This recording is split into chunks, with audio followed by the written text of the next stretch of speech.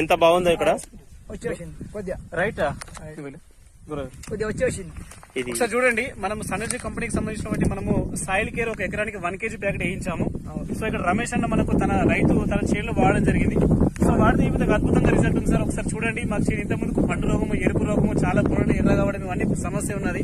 మాకు చేను ఖరాబ్ అవుతుంది సార్. మాకు ఎట్లా దీనికి కాపాడాలని ఉద్దేశం చెప్తే మేము ఇక్కడికి వచ్చి కంపెనీకి సంబంధించి మనము 1 kg ప్యాకెట్ మనం ఇవ్వడం జరిగింది.